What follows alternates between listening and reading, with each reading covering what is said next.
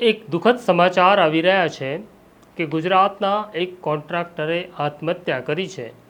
આમ તો આત્મહત્યાનો સિલસિલો ખેડૂતોનો હોય છે, પણ આ કોન્ટ્રાક્ટરે એટલા માટે આત્મહત્યા કરી કે ગુજરાત સરકારના માર્ગ અને મકાન વિભાગના અધિકારીઓ એટલી મોટી રકમ ટકાવારીમાં માગતા હતા કે આખરે આ કોન્ટ્રાક્ટરે પોતાના જીવનનો અંત આણ્યો. અને જીવનનો અંત આણતા પહેલાં ગુજરાતના મુખ્યમંત્રી ભૂપેન્દ્ર પટેલને એક પત્ર લખ્યો અને કહ્યું કે તમારા ભ્રષ્ટાચારના પાપે મારે મરવું પડે છે. વૈષ્ણવજન તો તેને કહીએ જે પીડ પરાઈ જાનાને રે. નમસ્કાર, નવજીવન ન્યૂઝમાં તમારું સ્વાગત છે અને હું છું તમારો પ્રશાંત દયાળ. વાત કરવી છે રાજ્યમાં વ્યાપેલા ભ્રષ્ટાચારની. લુણાવાડાના સંતરામપુરમાં રહેતા એક કોન્ટ્રાક્ટરે પોતાના જીવનનો અંત આણ્યો અને જીવનનો અંત આણતા પહેલાં ગુજરાતના મુખ્યમંત્રી ભૂપેન્દ્ર પટેલને એક પત્ર લખ્યો, જે તેમના ખિસ્સામાંથી મળ્યો છે. અને આ પત્રમાં આ કોન્ટ્રાક્ટર લખે છે, ભૂપેન્દ્રભાઈ, તમારા રાજમાં ભ્રષ્ટાચાર એટલો વ્યાપ્યો છે, તમારા અધિકારીઓ એટલા પૈસા માગે છે કે હું પહોંચી વળી શકતો નથી.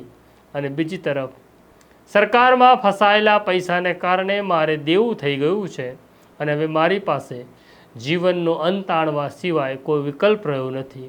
હું જીવનનો અંત આણું છું, બસ તમને મારો હિસાબ આપતો જઉં છું. આ વ્યક્તિ કોણ છે? તો આ વ્યક્તિનું નામ છે કનુભાઈ પટેલ. કનુભાઈ પટેલ લુણાવાડાના સંતરામપુરમાં રહેતા હતા.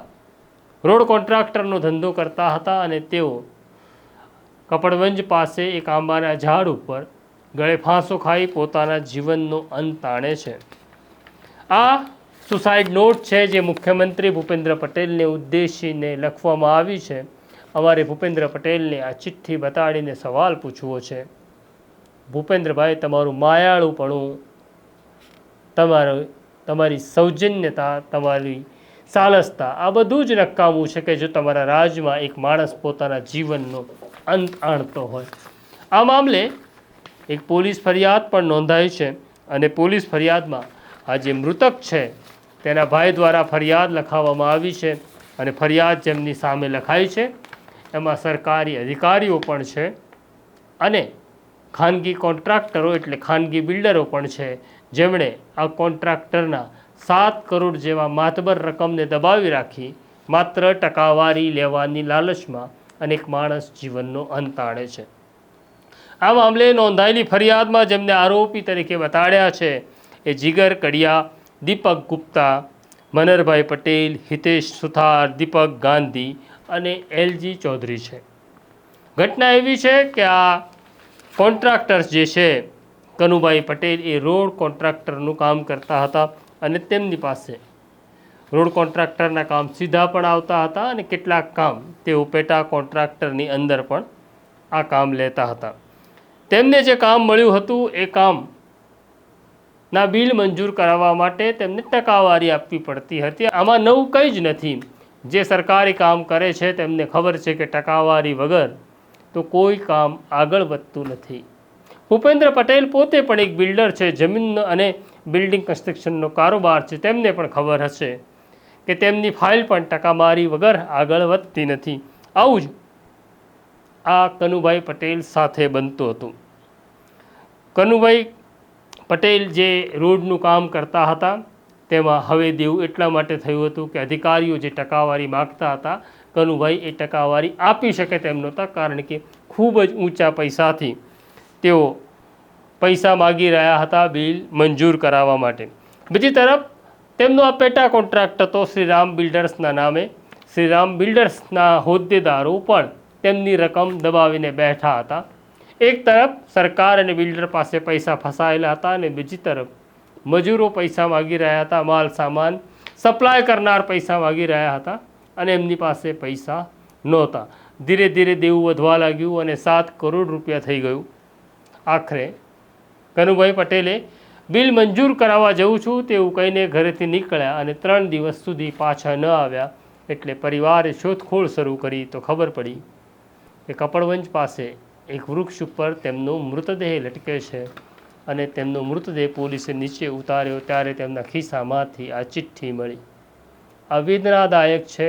એક માણસ મૃત્યુ એટલા માટે પામ્યો છે કારણ કે એને પોતાનું સ્વમાન વાલું હતું.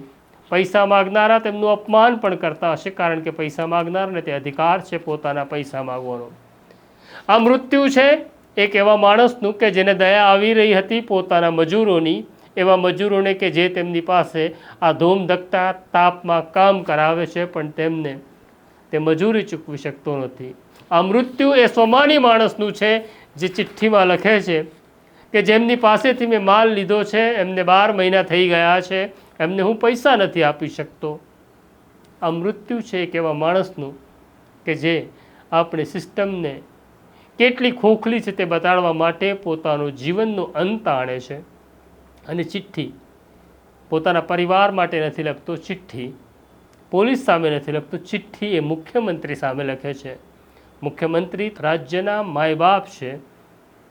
ભૂપેન્દ્રભાઈ, આ ચિઠ્ઠી તમારા સુધી પહોંચશે કે નહીં તેની મને ખબર નથી કારણ કે તમારી પાસે આવી અનેક જિંદગીઓ કરતાં બહુ અગત્યના કામ હોય છે, પણ અહીંયા માણસ મરી રહ્યો છે એટલું જ કહેવું છે. થોડોક સમય રોકાઈને વિચાર કરજો કે આવા માણસોની જિંદગી આપણે કેવી રીતના બચાવી શકીએ.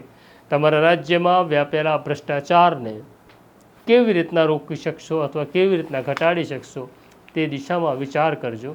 બસ તમારી સામે એક માણસનો પત્ર મૂક્યો છે. મને ખબર નહીં આ પત્ર તમને કેટલો ઝંઝોળ છે, આ પત્ર તમને રાત્રે સુવા દેશે કે નહીં, કારણ કે આવા પત્રો તો બહુ આવે છે અને આવા બહુ કનુભાઈ મૃત્યુ પામે છે.